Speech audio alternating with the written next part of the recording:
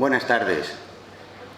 Es un honor estar aquí hoy para dar inicio a esta conferencia que sin duda será un espacio de reflexión y aprendizaje sobre un tema de gran relevancia: la guerra, el genocidio y los derechos humanos. El tema que les traemos hoy, de la mano de Rafael Díaz Regañón, no vamos a decir que sea de actualidad, porque la realidad nos dice que, por desgracia, no es algo nuevo. La especie animal que se hace llamar a sí misma sapiens, de sabia tenemos poco. Nos ha tocado vivir un tiempo en el que las palabras no son lo que dice la RAE y los hechos no son lo que ven tus ojos. Las cosas son lo que a cada uno le venga bien, y así hemos llegado a ver cómo se justifican las guerras según el color o la raza de los muertos. Por eso me pregunto en qué momento entre el siglo XX y en el que nos encontramos se pasó de ser pacifistas a pensar que está bien que nos matemos entre nosotros. Porque no nos engañemos, todo esto pasa porque ya no queda casi nadie vivo que nos recuerde lo que es vivir la tragedia de una guerra. Y eso que todos sabemos, que en las guerras los que padecen y mueren son los que no van a sacar ningún beneficio de ella. No quiero que interpreten mis palabras como algo político, que también lo es, porque lo que les quiero transmitir es simplemente humanidad. Como dijera Juan Pablo II, la guerra es siempre una derrota de la humanidad. A fecha de hoy existen 56 guerras activas a nivel mundial, conflictos como el israelí-palestino, el ruso-ucraniano o guerras civiles como la de Sudán son algunos ejemplos de ellas. Alguna vez nos debemos parar a preguntarnos cuánto hubiera avanzado la humanidad si todos los recursos que se destinan a la guerra los hubiéramos empleado en realizar avances médicos, por ejemplo. Hasta el propio general Eisenhower dijo: odio la guerra, ya que solo un soldado que la ha vivido es el único que ha visto su brutalidad, su inutilidad, su estupidez. Y algo que debemos mantener presente a la hora de no elegir bando en la guerra: todas, sin excepción, son para que alguien se beneficie económicamente con ellas. Por muy justas y bonitas que nos las planteen, aunque nos las adornen con palabras como justicia, libertad, etc., de todas alguien va a terminar siendo más rico. Hoy exploraremos cómo la guerra y el genocidio han marcado la historia de la humanidad y qué desafíos enfrentamos para proteger la dignidad humana. Por eso es un honor presentar a nuestro conferenciante de hoy, Rafael Díaz Regañón, el cual es licenciado en Ciencias Económicas y Empresariales por la Universidad Complutense de Madrid, licenciado en Ciencias Políticas y Sociología por la Universidad Complutense de Madrid, máster en Gestión Pública por la Universidad Complutense de Madrid, especialista en Políticas Públicas por la Universidad de Alcalá, realizados los cursos de doctorado en Hacienda Pública por la Universidad Autónoma de Madrid, pendiente de tesis. Tiene estudios de Ingeniería Técnica Industrial en Electrónica Industrial no finalizados. En su dilatada vida profesional ha trabajado en el sector de tecnologías de la información y la comunicación como técnico e ingeniero de sistemas, en la Administración Pública como titulado superior y desempeñando diversos puestos de responsabilidad en varias administraciones sanitarias y en la Federación Española de Municipios y Provincias. Ha sido profesor colaborador en diferentes másters de la UAM, la CEU, la ENS, entre otros. Ha publicado en diferentes revistas y es coautor de varios libros. Ha sido parte activa en múltiples actividades culturales: Asociación Cultural El Hato en Noblejas, Asociación Cultural Ecos de la Mesa en la comarca de Ocaña y su periódico Ecos de la Mesa. Como afiliado al PSOE, concejal portavoz del Ayuntamiento de Villatobas del 2011 al 2015, del 2015 al 2019, del 2019 al 2023. Secretario general de la Agrupación Socialista de Villatobas desde 2012. En la actualidad está jubilado. Y ahora que ya está presentado como Dios manda, les invito a que le recibamos con un fuerte aplauso.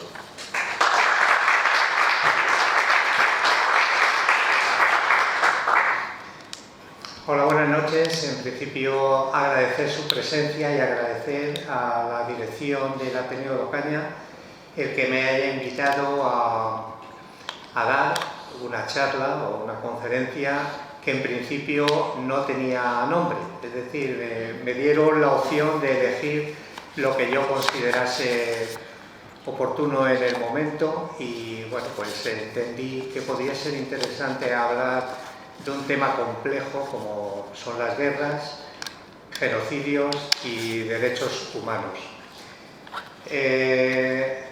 Nadie me dijo que hablase de esto, pero creo que es necesario en una tribuna como esta, que es la única que tenemos en la zona de Ocaña para expresar libremente nuestro pensar y para poder ser un centro y un lugar de debate, hablar de estos temas. La guerra siempre ha sido una cosa que se ha mitificado mucho, sobre todo en aquellos aspectos relacionados con las victorias y los honores. Pero la guerra, en el fondo, en la de las guerras subyace una serie de elementos que han ido, algunos historiadores o filósofos entienden que son absolutamente necesarios en ocasiones, y es cierto que la configuración de la humanidad tal y como la conocemos está hecha sobre constantes guerras de todo tipo y condición. Creo que no ha habido ninguna generación a lo largo de la historia que no haya convivido con guerras. Yo personalmente pensaba que mi generación no iba a convivir con guerras cercanas. De pequeños siempre escuchábamos hablar de una guerra que había habido en España cuando yo era pequeño, hace 15 o 20 años, que había terminado.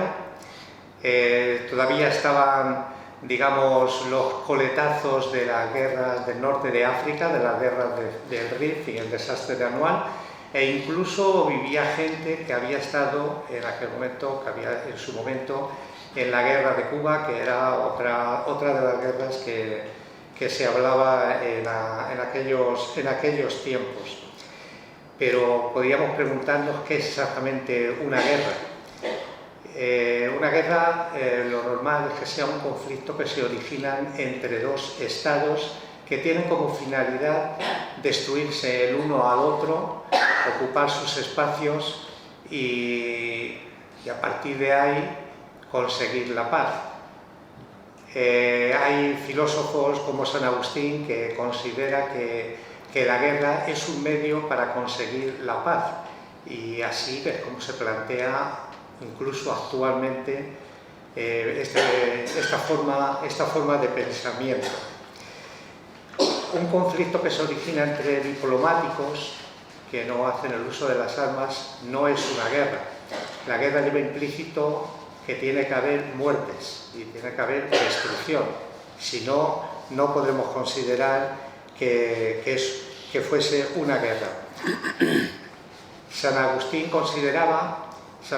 teniendo como base las teorías de Platón y de Sócrates y de otros pensadores griegos, que ya en su momento filosofaron sobre la idea de la guerra, tenía la idea de que una guerra podría ser justa si se hacía para, digamos, resarcir de los agravios que hubiese tenido un país o una ciudad ocasionados por otras.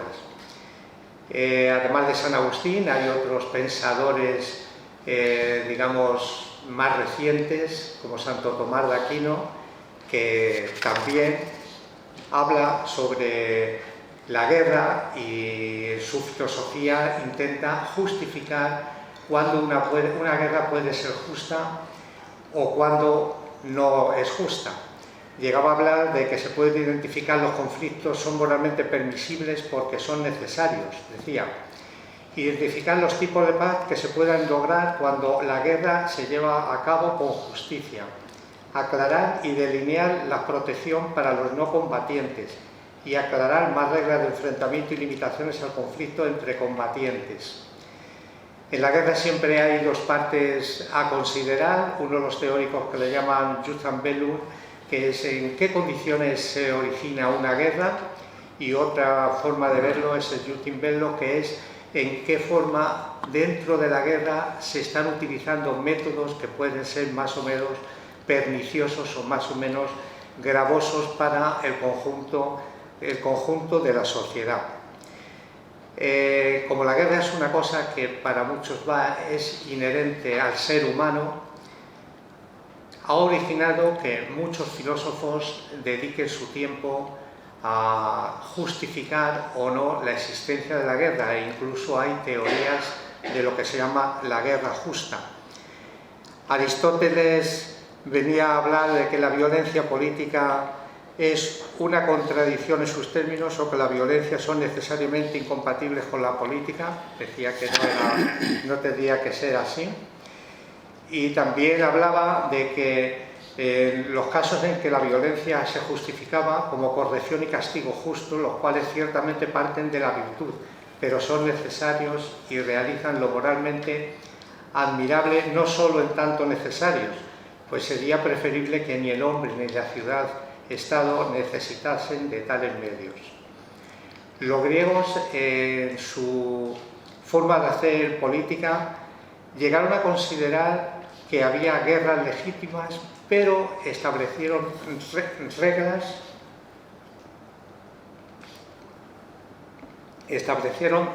reglas para evitar que las guerras, digamos, se convirtiesen en actos de masacre permanente. Hay otros teóricos más recientes, de la época romana, Polibio, que dice que la guerra es cosa terrible, pero no creo que haya que soportar cualquier afrenta con tal de no hacerlas. Quiere decir que en caso de que haya una afrenta, está justificado que el afrentado se defienda y pueda realizar la guerra. Hay un famoso general chino en el año 544 a.C. que escribió un libro que se llama El arte de la guerra, que es un libro muy estudiado en todas las academias militares del mundo, y en el cual indica que la guerra es el mayor conflicto de Estado, la base de la vida y de la muerte. Por lo tanto, es imperativo estudiarla profundamente. Y luego tenemos ya más recientemente al militar prusiano Karl Friedrich Kolbe von Clausewitz, que habla que la continuación de la guerra es la continuación de la política por otros medios. Pero en la filosofía de definir la guerra justa, si es justa o no es justa, hay dos teóricos que sobresalen sobre los demás, que uno es el susodicho San Agustín, del siglo IV de nuestra era, que posiblemente siguiendo a Platón le da una especial relevancia al término orden, identificándolo el orden con la paz.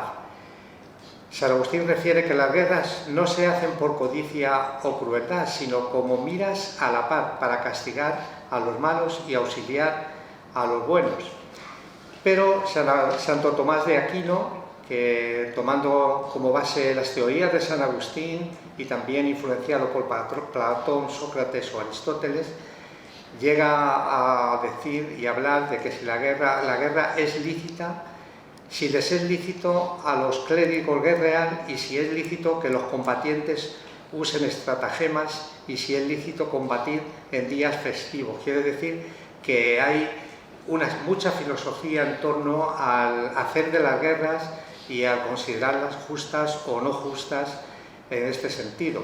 Santo Tomás dice que una guerra solamente puede ser declararlo por el príncipe, que es quien tiene la representación del bien público del reino. Debe existir una causa justa para poder hacer la guerra y se requiere una recta intención. Es decir, que la guerra debe estar encaminada a promover el bien y a evitar el mal.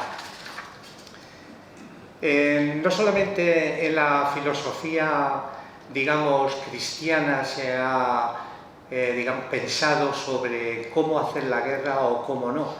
La otra, digamos, se puede llamar gran filosofía que rige en el mundo es el Islam. Y en el Islam también ha habido muchísimos, digamos, pensadores que han planteado el tema de las guerras y han reflexionado sobre ellas en función de su cultura. Había un historiador en el siglo XIV que decía que las guerras y los diversos tipos de combate siempre han ocurrido en el mundo desde que Dios lo creó y que es algo natural entre los seres humanos. Ninguna nación ni raza se encuentran exentas de la guerra. Luego, digamos, con el Corán en la mano, digamos, los musulmanes filosofan a este respecto, pero hay una cuestión en la cual tanto el cristianismo como los musulmanes se están de acuerdo, y es que el objetivo de la humanidad siempre tiene que ser la paz y que nunca hay que hacer guerras que no sean justificadas por algo que en cada caso cada uno considera que está dentro de de su ámbito de actuación. En España tenemos, digamos, también pensadores importantes desde el siglo XV en el tema de hablar de las guerras, como Francisco de Vitoria, Domingo de Solo, Diego de Covarrubias, y todos basan sus justificaciones en lo escrito casi por San Agustín y posteriormente sistematizado por Santo Tomás de Aquino. A lo largo, llegamos ya al siglo XX y no es hasta 1945 cuando se crea una institución que es la ONU, que establece el concepto de que la guerra es una actividad lícita de política exterior, siendo lícita únicamente en casos de legítima defensa o cuando es ejecutado a través de mecanismos de protección colectiva contemplados en la Carta de las Naciones Unidas.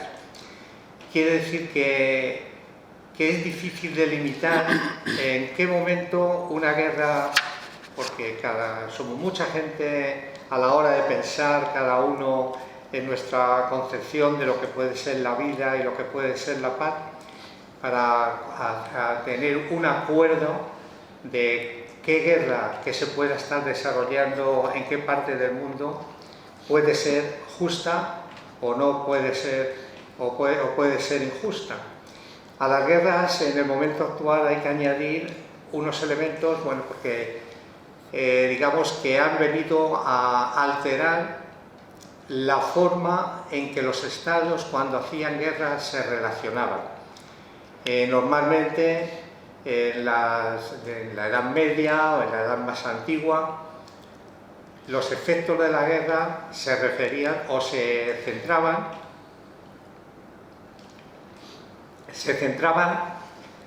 en la acción de los combatientes, de la gente que estaba en combate.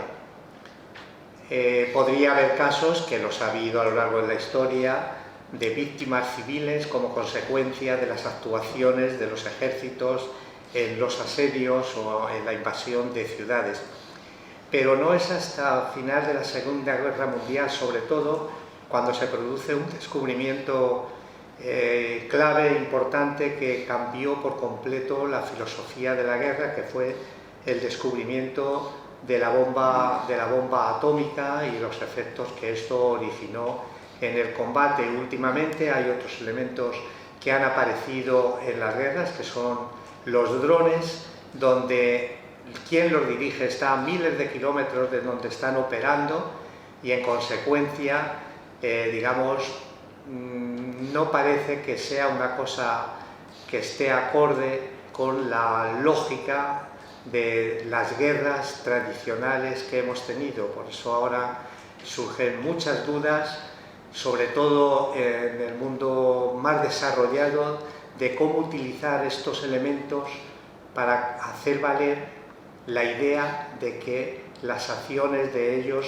puedan originar o puedan ser, los efectos que originan puedan ser considerados como causa justa en una guerra. Esto es lo que se llaman los efectos colaterales, que no están asociados a la acción de combate, sino a la forma en que se realizan las guerras actualmente, incluso vuelvo a repetir, con actores que están a miles de distancia del lugar de operaciones y que se originan muertes a veces innecesarias porque la tecnología no siempre es la más adecuada y no siempre actúa de forma exacta.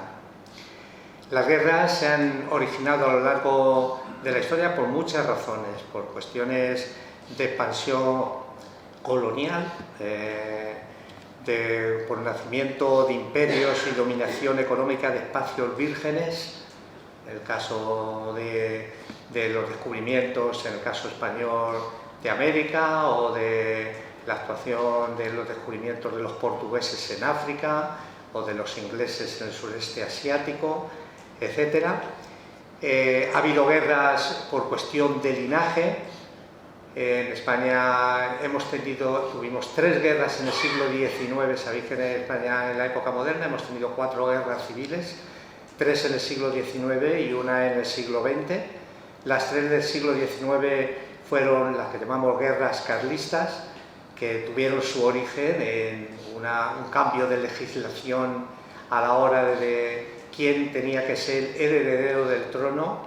Pues, si recordáis un poco la historia, Fernando VII no tuvo hijos en España, siguiendo la tradición borbónica y habiendo quitado, digamos, cambiado lo que era la tradición de Castilla, se impuso la idea de que el heredero del trono tenía que ser el varón.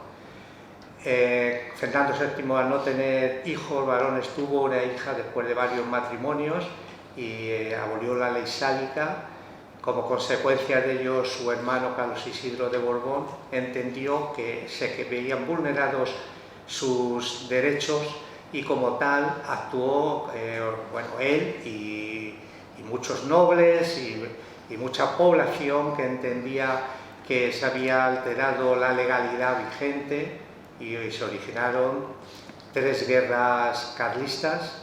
Las 3, prácticamente todo el territorio nacional estuvo dividido entre carlistas y realistas, y al final pues se acabó con lo que se llama tradicionalmente el abrazo de Vergara, que se hizo, me parece que entre el general Espartero y el general Cabrera por parte de los carlistas. Y bueno, pues España empezó una etapa que parecía que íbamos a estar normalizados. Luego tuvimos la guerra civil en el año 36-39, que es otra guerra nefasta en la historia de España, como todas las guerras, y que, bueno, pues los que tenemos cierta edad, pues sabemos que ha coletado hasta no hace mucho, e incluso todavía sigue estando encima de la mesa de muchas, digamos, de muchas personas, y por sentimientos y por historia, ¿no? Hemos tenido guerras de religiones también importantes, no solamente en España, también en Europa, en Inglaterra, Francia.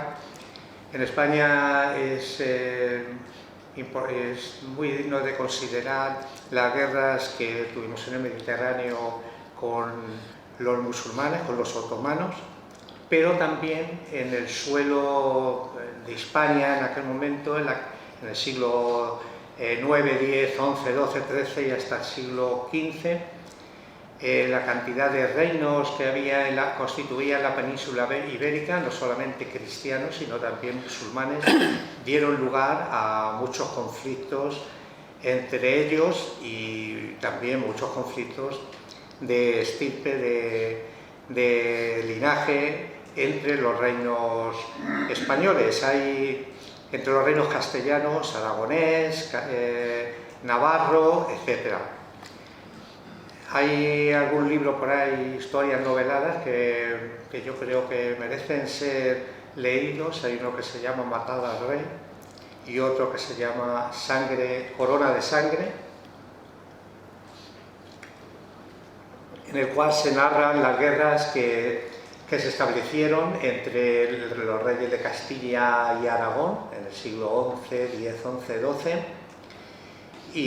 XI, XII con los reyes musulmanes, y en qué forma los linajes de cada uno de ellos, tanto en Aragón sobre todo como Castilla, que eran los 2 reinos más poderosos de la península, digamos, se llegaron a hacer auténticas masacres entre los propios nobles con tal de mantenerse en el poder. Fruto de una de esas masacres fue la existencia de Pedro I el Cruel, que fue fruto de una de estas masacres. Luego, a lo largo del tiempo, pues nosotros en nuestra memoria tenemos la Guerra de Independencia en España como consecuencia de una invasión, la guerra de las colonias americanas, he comentado la guerra de Cuba, las guerras de Marruecos, tanto a finales del siglo XIX como a principios del XX, cuando ya era protectorado, la guerra civil, tanto que he comentado,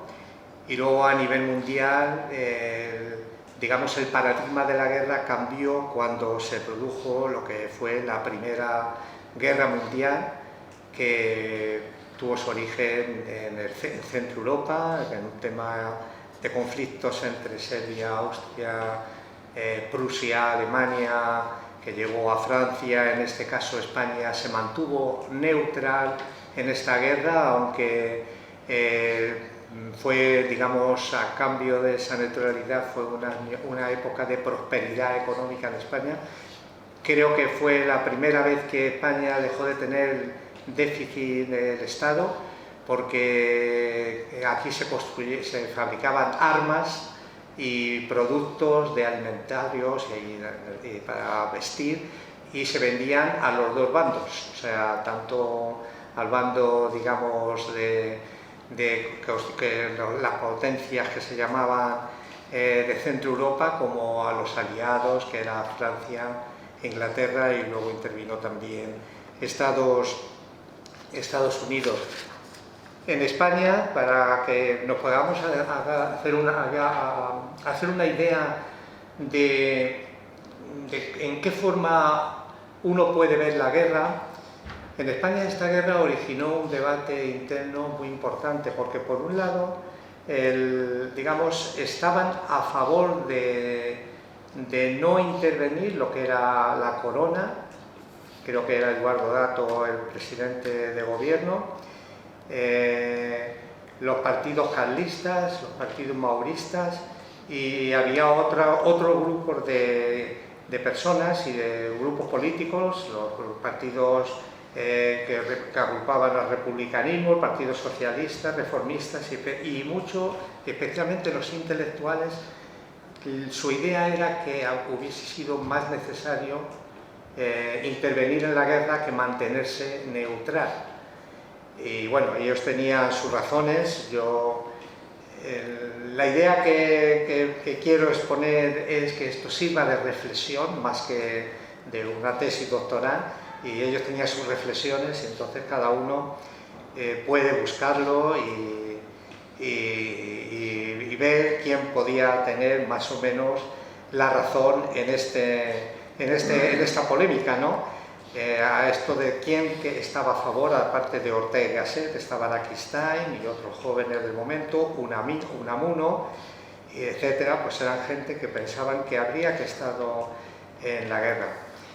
Y esto viene a demostrar que una guerra, cuando surge, nunca surge por el capricho, a mi entender, por el capricho de un dirigente político, o de un rey, o de un jefe de Estado.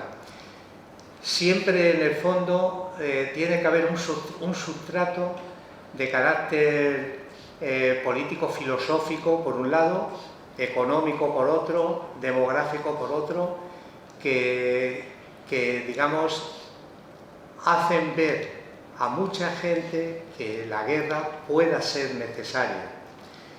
Y también es cierto que si una población de un Estado se resiste a intervenir en una guerra, lógicamente, pues la guerra tiene poca duración. O sea, es verdad que los Estados movilizan y estás obligado, etcétera, pero si hay una masa intelectual que demuestra que la existencia de la guerra puede ser perniciosa, y siempre lo es, para la población, pues lógicamente las guerras durarían muy poco. Hay una guerra que se ha estudiado mucho, pues es la más reciente a nivel mundial, la Segunda Guerra Mundial, que bueno, pues sin entrar en los números que produjo como consecuencia del conflicto, de millones y millones de soldados, casi 20 millones de soldados muertos, más de 50 millones de civiles también muertos, hay gente que lleva la cifra a 80 millones. Las causas que originaron esta guerra, pues si hablamos de causas económicas, tienen que ver con la situación que se produjo con el crash del 29, la caída en bolsa de la crisis del 29, y en qué forma grandes masas de personas, sobre todo en Alemania, se vieron arrastradas a una situación de pobreza. Pero si a esto lo añadimos las causas políticas en que Alemania se encontraba en aquel momento, como consecuencia de la aplicación del Tratado de Versalles, El final de la Primera Guerra Mundial dio como consecuencia el Tratado de Versalles. En el Tratado de Versalles se impusieron una serie de condiciones a Alemania que luego, a lo largo de la historia, se ha considerado que habían sido demasiado duras, y esto, digamos, Alemania, que era un país con potencial de recuperación económica, se sintió agravado como país y, bueno, pues la historia la conocéis. Apareció una persona que aglutinó todo ese descontento a partir del Partido Nacional Socialista, y al final eso, unido al concepto supremacista que ya desde el siglo XIX estaba en el centro de Europa, digamos, gestándose, de la idea de raza superior en relación a otras partes del continente. Esto también ocurrió en Japón, porque el otro gran aliado de Alemania en esta forma de pensamiento ideológico fue Japón. Japón también tenía un concepto de supremacía en relación al conjunto de razas del sureste asiático, y al mismo tiempo que Alemania empezó la guerra invadiendo Polonia, Japón invadió Manchuria y empezó a expandirse por China, Birmania, Tailandia, con Camboya, Laos, Vietnam y todos los conjuntos de países del sureste asiático. Luego hay razones demográficas. La bonanza económica que había habido en Europa y en el mundo durante los años 20, con la crisis del 29, había dado lugar a que la población hubiese crecido mucho. La crisis del 29 vino a parar esa bonanza económica y como consecuencia de ello se encontró una población paupérrima, en muchas circunstancias, en situaciones casi de pobreza, que captó bien o quiso captar bien el mensaje que desde el nacionalsocialismo se estaba lanzando como para, digamos, recuperar el honor perdido y en consecuencia hacer la guerra, ¿no?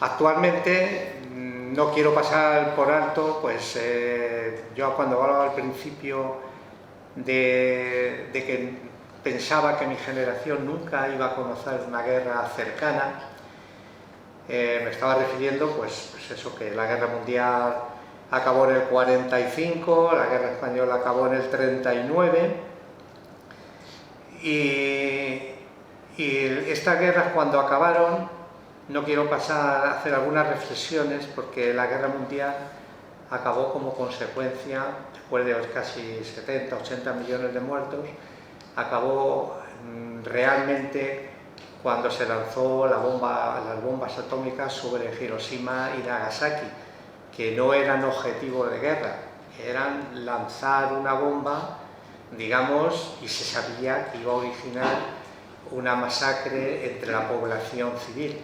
Los muertos que se calcula que produjo esta masacre fueron de más de 200.000, y los padres de la bomba atómica en aquel momento, pues liderados digamos científicamente por Einstein, dijo que si hubiera sabido que los alemanes no lograrían fabricar una bomba atómica, nunca habría movido un dedo. Y el director del proyecto digamos, que se desarrolló en Nuevo México, en Estados Unidos, en el desierto de Nuevo México, Oppenheimer, pues fue el director del proyecto Manhattan, que dio lugar a la fabricación de las bombas atómicas. Dijo al final, cuando ocurrió la masacre, dice: me he convertido en la muerte del destructor de mundos, y tuvo pesares por haber contribuido con su invento a originar tantas muertes. Bien, es verdad que sabéis que siempre se dice que esas muertes ocasionaron que no hubiese habido más muertes como consecuencia de la prolongación de la guerra. Y en una entrevista que tuvo con el presidente Harry Truman, digamos, se consideraba culpable de aquellas muertes, y Truman, que era el presidente de Estados Unidos, le dijo que no, que el culpable era él, porque era el presidente de Estados Unidos y era el que había ordenado, que se había aceptado a los estrategas que se tirase la bomba. Actualmente yo no puedo dejar de pasar por alto, digamos, dos guerras que tenemos muy cercanas, y muy cercanas no solamente geográficamente, sino también muy cercanas porque, digamos, son unas del entorno cultural europeo, si le podemos llamar así, y la otra es pues de una zona donde España tradicionalmente siempre ha tenido muy buenas relaciones, y en consecuencia pues nos sentimos dolidos de que tanto una guerra como la otra esté ocurriendo. Una es, digamos, lo que está pasando entre la guerra de Israel con el pueblo palestino, como consecuencia de una acción de un grupo considerado terrorista por las normas internacionales. Jamás se produjeron un asalto a zonas de Israel, a pueblos de Israel, originando más de 1000 muertos. Israel, pues la guerra siempre se dice que tienen que tener una respuesta proporcionada. Pues está teniendo una respuesta, digamos, yo creo que brutal con el pueblo palestino, y sobre todo que entre las víctimas que están originándose, sobre todo hay muchas mujeres y muchos niños. Entonces esto es muy lamentable que esté ocurriendo en el siglo XXI y entre, digamos, comunidades que entendemos que es un mundo civilizado. El caso de Ucrania, digamos, podría tener otro componente, aunque también es, digamos, deleznable lo que está pasando allí, la invasión ilícita de un país soberano por parte de Rusia, que, como decía antes, cada uno la guerra, desde el bando que la ve, lo entiende de una forma. Los rusos consideran que Ucrania históricamente ha sido parte de Rusia. Seguro que hay otras razones de tipo económico y de tipo defensivo que han motivado la invasión, y el pueblo, digamos, los rusos consideran que están haciendo bien, y lógicamente el pueblo ucraniano está defendiéndose e intentando, digamos, expulsar lo que ha sido una invasión de su país. En ambas guerras el resultado final es que hay muchas muertes, mucha gente desplazada y muchas ciudades destruidas, y, digamos, y muchas vidas segadas y cortadas, ¿no? Y esto quería enlazarlo con lo que, cuando hablamos de qué significa un genocidio, ¿no? El genocidio es algo que empezó a hablarse después de la Segunda Guerra Mundial, como consecuencia del holocausto que se practicó sobre el pueblo judío por parte de Alemania. Se mataron 6 millones de judíos y 5 millones de otro tipo de nacionalidades y de creencias, y entonces el genocidio se dice que es un conjunto de actos cometidos con la intención de destruir total o parcialmente a un grupo social definido por su nación, su etnia, su religión o su raza. En el mundo, a lo largo de la historia, ha habido muchos genocidios, algo considerados genocidios bueno, pues, que se han condenado. Casi todos podríamos decir que se han producido en los últimos 2 siglos, en el siglo XIX y en el XX. Anteriormente, en la Edad Media y tal, en Asia se consideran que hubo genocidios destruyendo el pueblo de Mongolia por parte de los chinos, etc. Pero Aquí tenemos el caso del Holocausto, 1938-45, se mataron a 6 millones de judíos y 5 millones de civiles. En Ruanda, en 1994, que está hace 4 días, extremistas de la etnia Hutu mataron a casi 800.000 personas de la etnia Tutsi. Entre 1915 y 1933, el gobierno del Imperio Otomano, es decir, Turquía, organizó el exterminio de la población armenia y asesinó entre 600.000 y 1,5 millones de personas. Sabéis que aquí el pueblo armenio y la ONU exige a Turquía un reconocimiento de este hecho, cosa que los turcos lógicamente entienden que no tienen por qué reconocer que sea un genocidio. Otros hechos luctuosos a considerar en el pasado de los siglos fue de la guerra de los Balcanes, en el momento de la desintegración de Yugoslavia, donde se cometieron actos de genocidio entre Serbia, Croacia, etcétera, con destrucción de pueblos con intención de destruir la etnia o la raza. Recordáis que Milosevic fue juzgado por el Tribunal Penal Internacional, aunque nunca llegó a probarse su culpabilidad, y murió en donde estaba recluido, pero nunca llegó a probarse.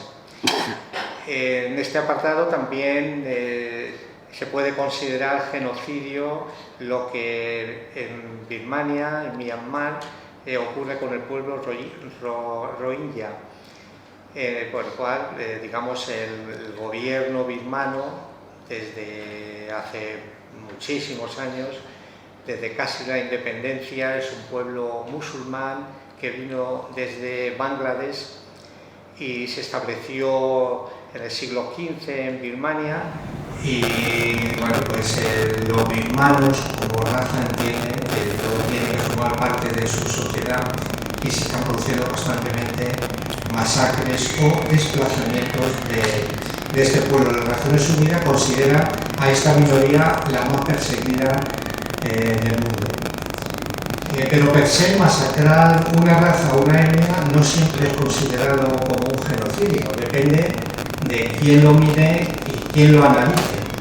Y esto es lo triste que tenemos los humanos. Sabéis que, por ejemplo, en el caso de la guerra que está ocurriendo en Israel, algunos países como Sudáfrica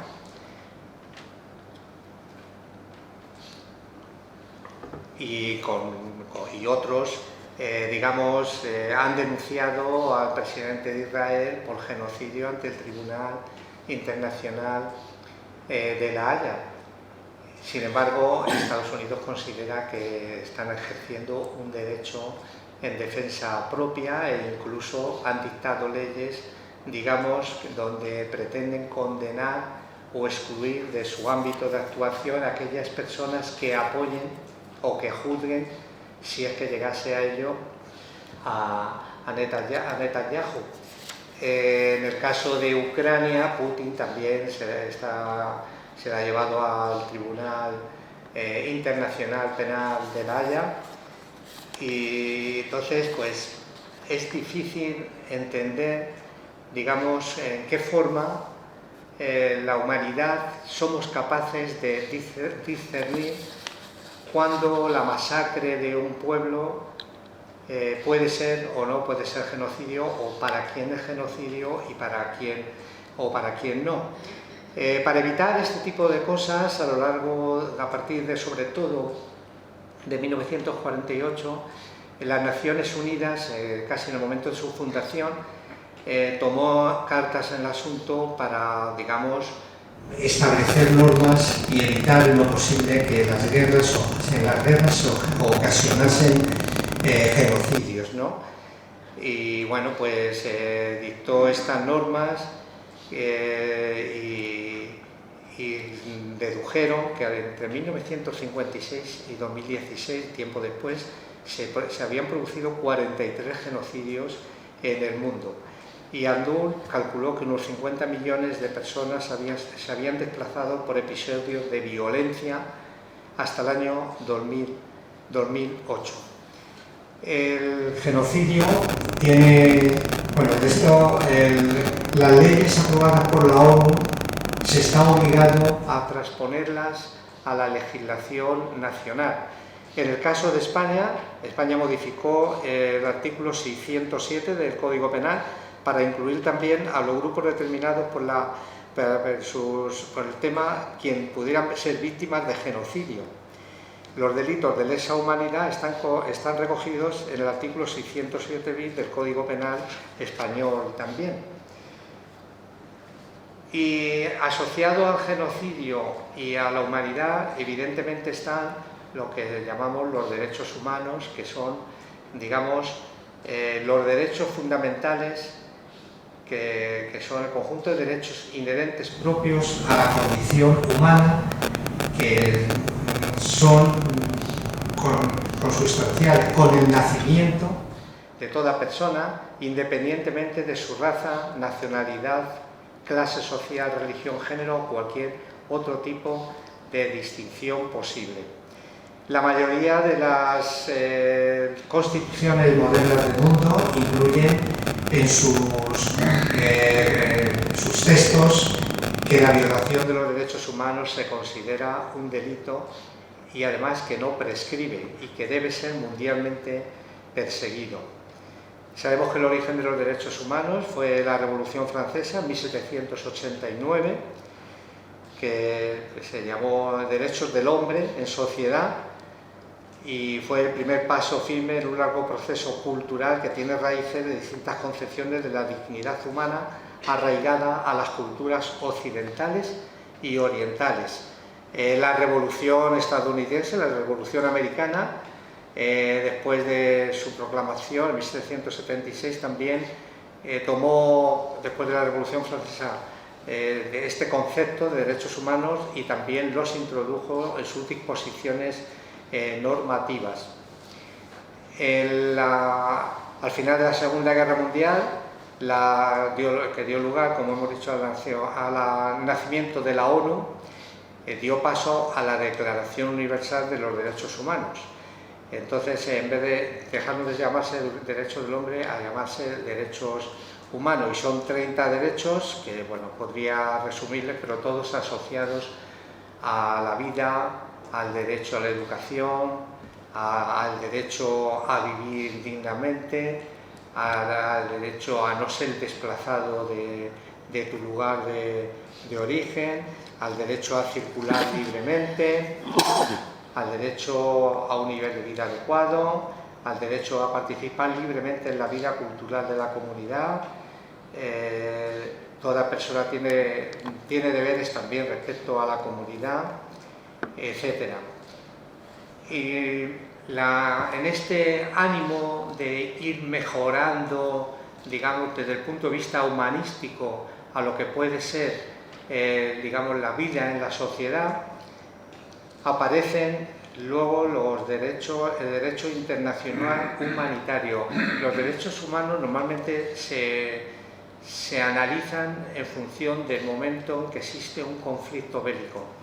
Y el derecho internacional humanitario es como si dijésemos quien toma el relevo cuando, digamos, el conflicto ha finalizado o como consecuencia de que el conflicto ha originado daños colaterales en la población y en los bienes. Entonces, esto engloba lo que se llama el derecho internacional humanitario, que además trata de equilibrar lo que puede ser la necesidad militar y la necesidad de humanidad en los conflictos bélicos, ¿no? Existen dos grandes principios, uno el de humanidad, que es el principio de necesidad militar. El principio de necesidad de humanidad es una rama del derecho público internacional formado por normas que en tiempos de conflicto armado procuran proteger por razones humanitarias a las personas que no participan o que han dejado de participar directamente en las hostilidades y restringen los métodos y medios de guerra. el principio de humanidad prohíbe causar sufrimientos, heridas o destrucción que no sean necesarios para el logro del propósito legítimo de un conflicto.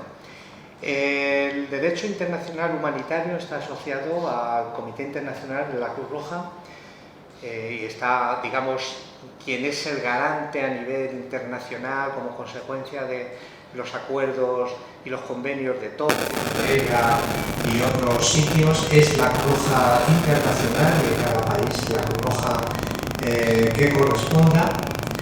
Y la Cruz Roja, está bien, digamos, no estaría de más recordar, surge de la presencia de un señor, un tal Henri Domul, que presenció la batalla de Solferino en 1859, una batalla originada entre Austria contra Francia, contra Napoleón III y el reino de Cerdeña, capitaneado por el rey Víctor Manuel II, que luego fue rey de Italia. En este momento Italia no existía como Estado, y esto dio lugar, bueno, este señor escribió un libro que se llama Un recuerdo de Solferino en 1862 y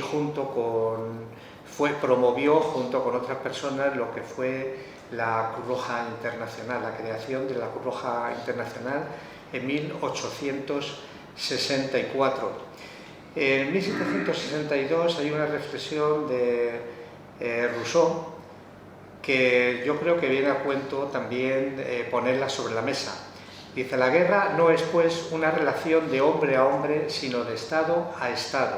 Es decir, no considera que las guerras sean, digamos, un conflicto entre hombres, sino un conflicto entre Estados, en la que los particulares solo son enemigos accidentales, no como hombres ni como ciudadanos, sino como soldados. Siendo el objeto de la guerra la destrucción del Estado enemigo, hay derecho para matar a sus defensores en tanto que tienen las armas en las manos, pero luego que las dejan y se rinden, no son enemigos, ni instrumentos del enemigo, y como vuelven a entrar en la simple clase de hombres, ya no se tiene derecho sobre su vida. Es decir, que Rousseau consideraba que un Estado tiene derecho sobre la vida de los soldados del Estado enemigo, pero cuando han dejado las armas ya no tiene derecho, digamos, ese Estado sobre la vida. En consecuencia tendría que respetar la vida. No es así lo que ha ocurrido generalmente en las guerras. Las guerras terminan y luego siguen existiendo masacres. Hace poco en Siria aparentemente la guerra ha terminado con la caída del Assad y sin embargo se están dando cientos de casos de juicios sumarísimos fuera del circuito normal por venganza en los pueblos donde se está matando a gente cuando ya la guerra ha finalizado y no tiene ningún sentido que sigan existiendo este tipo de comportamientos. Pero también esto ocurrió después al final de la Segunda Guerra Mundial. Los países aliados bombardearon de forma machacona a Alemania, destruyendo ciudades completamente como Dresde y Hamburgo y otras ciudades, e incluso hubo algún caso de ciudades que una vez, después de haber firmado el armisticio y la rendición de Alemania, desde el bando aliado se siguió bombardeando. Quiero decir que aquí nadie está libre de considerar que está en la posición buena, sino que ocurre vulneración de los derechos en todas las posiciones. En el derecho internacional actúa en dos ámbitos. Uno es un conflicto armado de carácter internacional y también actúa cuando el conflicto armado no es internacional, es decir, es un conflicto originado dentro de un país, lo que puede ser denominado una guerra civil, o como lo que hablábamos antes de Uganda o en Birmania, los conflictos que existen además con los rohingyas entre el Estado y diferentes etnias que digamos que defienden que deberían de ser independientes de lo que es el Estado birmano tal y como lo configuró el Imperio Británico cuando le dio la independencia. El derecho internacional humanitario está regido por lo que se llaman los convenios de Ginebra. Bueno, pues hay 4 convenios que ellos abordan la protección de los víctimas de los conflictos armados, de las personas civiles muertas durante la Segunda Guerra Mundial, fue el origen de ello, y las razones que impulsaron el desarrollo y la aprobación de este tratado. Desearía concluir esta exposición con una reflexión, y repito, lo que he intentado explicar no es tanto una tesis doctoral, sino una forma en que nos lleve a reflexionar sobre lo que puede ser una guerra, cómo podemos verla y en qué forma podríamos evitarlas dentro cada uno de nuestro ámbito de actuación. Pero en esto hay una frase que es muy recordada de los anales de Tácito. Tácito era un emperador romano, un historiador, luego fue emperador, y que sirve ahora al igual que hace 2000 años cuando se plasmó. La dice un jefe de las tribus nativas de Britania sobre los legionarios romanos que acababan de conquistar el país. Dice, hacen un desierto y lo llaman paz.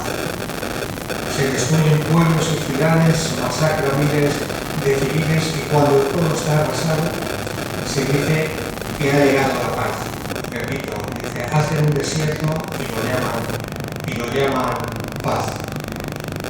Pues aquí termino mi exposición y os agradezco mucho la atención que habéis prestado. Gracias.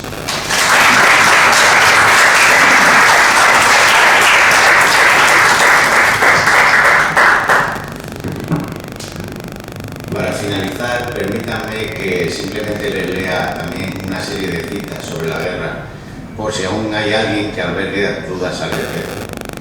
La guerra es la salida cobarde a los problemas de la paz. Thomas Mann, escritor alemán. Jamás penséis que una guerra, por necesaria o justificada que parezca, deja de ser un crimen. Ernest Hemingway, escritor y periodista estadounidense. La justicia no se defiende con la razón. La justicia se defiende con la razón y no con las armas. No se pierde nada con la paz y puede perderse todo con la guerra. Juan 23. Toda la propaganda de guerra, todos los gritos y mentiras y odio provienen invariablemente de gente que no está luchando. George Orwell, novelista, periodista, ensayista y crítico británico. La paz no puede mantenerse por la fuerza, solo puede lograrse mediante la comprensión. Albert Einstein, físico alemán. Y por último, la que creo que como concepto vital se nos olvida a todo el mundo. Ningún hombre es tan tonto como para desear la guerra y no la paz, pues en la paz los hijos llevan a sus padres a la tumba y en la guerra son los padres quienes llevan a sus hijos a la tumba. Heródoto de Halicarnaso, historiador griego.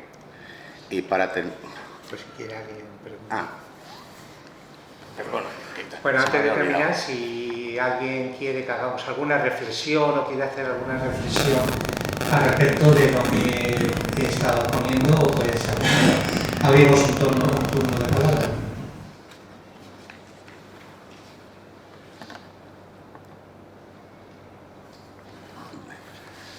Pues para terminar, les dirá unas palabras Enrique García Moreno Amador, presidente del Ateneo.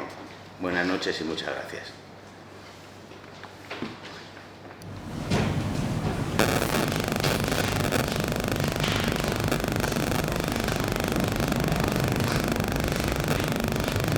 Buenas noches a todos. Subir esos 4 escalones supone para alguno de nosotros ya una heroicidad.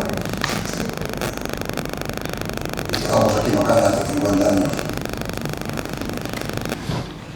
Vaya mi primer pensamiento para una persona que quiso al Ateneo hasta la médula y que en este momento se ha desaparecido hace unos días.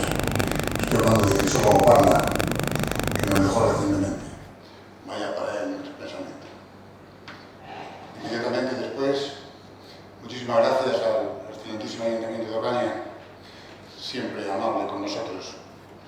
pese a que alguien puede decir que no. Pero este servidor de ustedes les puede garantizar que el Ayuntamiento de Ocaña siempre estuvo de nuestra parte.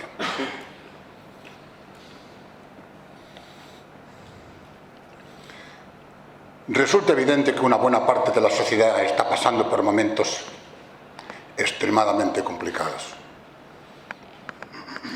Posiblemente estemos inmersos en una revolución que originará un radical cambio de ciclo, no sin que los más débiles se vean obligados a pagar un alto precio. Ya se sabe, los pobres son los daños colaterales de las revoluciones.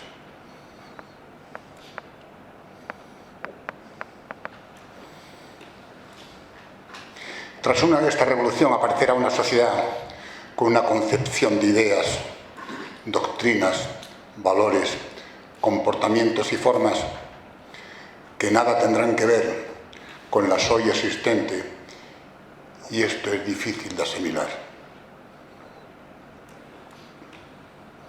Empiezan a florecer en el mundo y en España también penurias económicas, la necesidad de vivir al día, el predominio de lo físico sobre lo espíritu,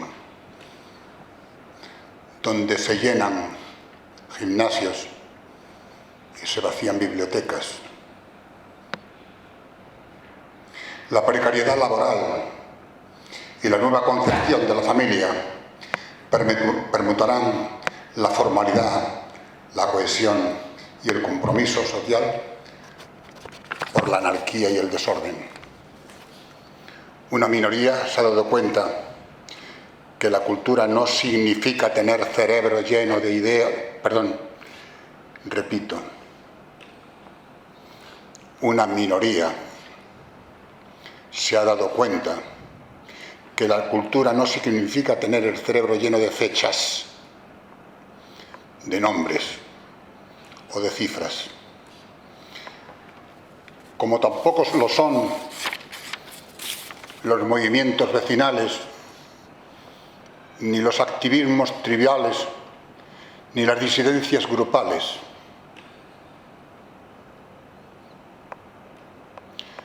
Tampoco la pornografía, la zafiedad, la inmoralidad y la ordinariez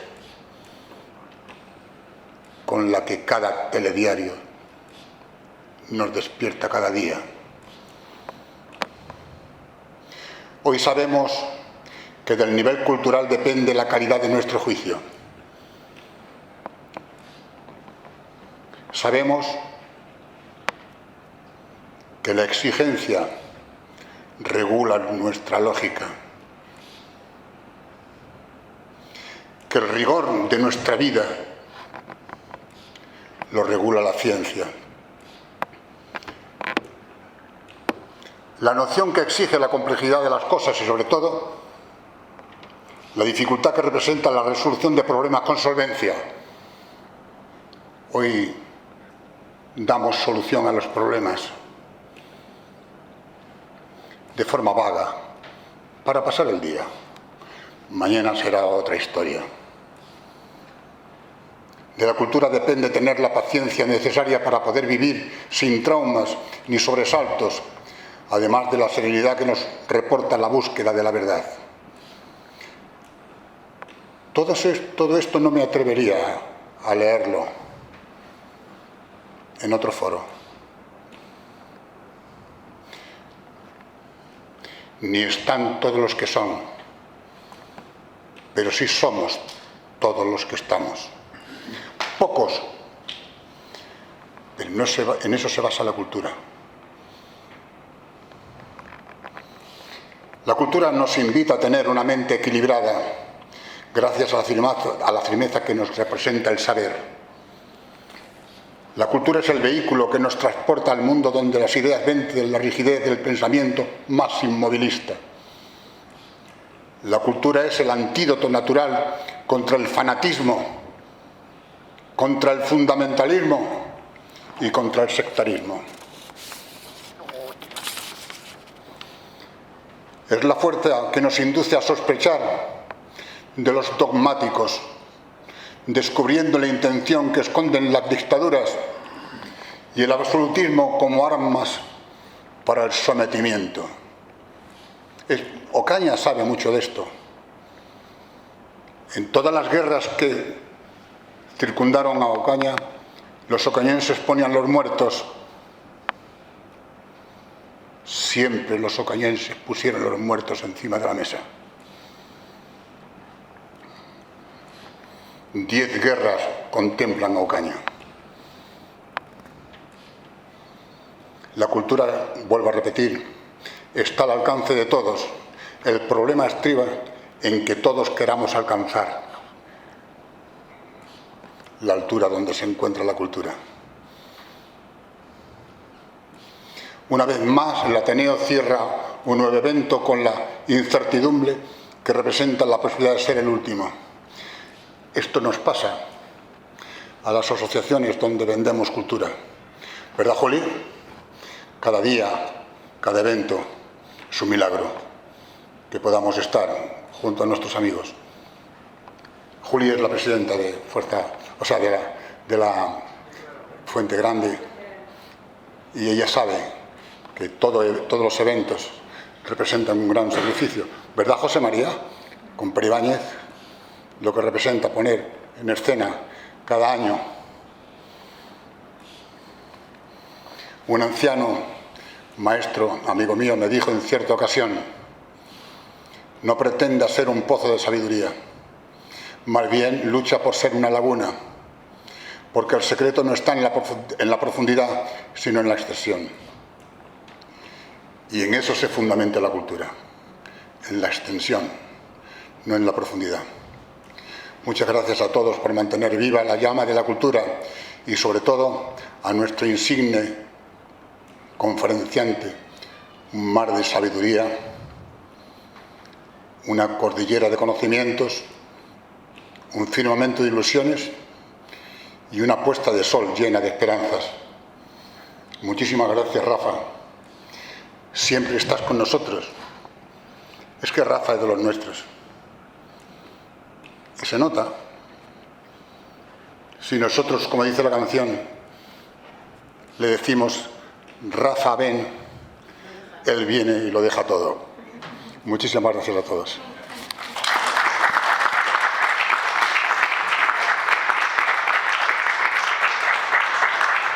Y nosotros lo único que podemos regalar es cultura. Ocaña, 3 mujeres, la historia de 3 mujeres inmensas, magníficas, una judía, una cristiana, una musulmana, y España a través de la niña. Son obras nuestras, y si puedes tener un ratito, las lees con atención. Muchas gracias.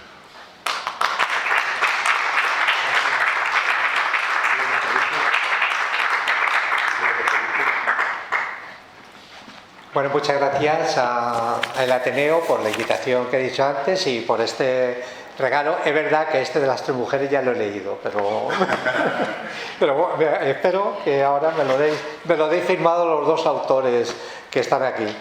Y yo creo que el Ateneo tiene que seguir, digamos, insistiendo en organizar estos actos porque, digamos, necesitamos sitios en el ámbito rural, si se puede llamar así, sitios donde podamos reflexionar, escuchar a otros e intentar pensar para tener una vida más plena en colaboración con el conjunto de la sociedad. Yo soy de la gente que no creo mucho en el individualismo. Creo que la sociedad es un cuerpo completo.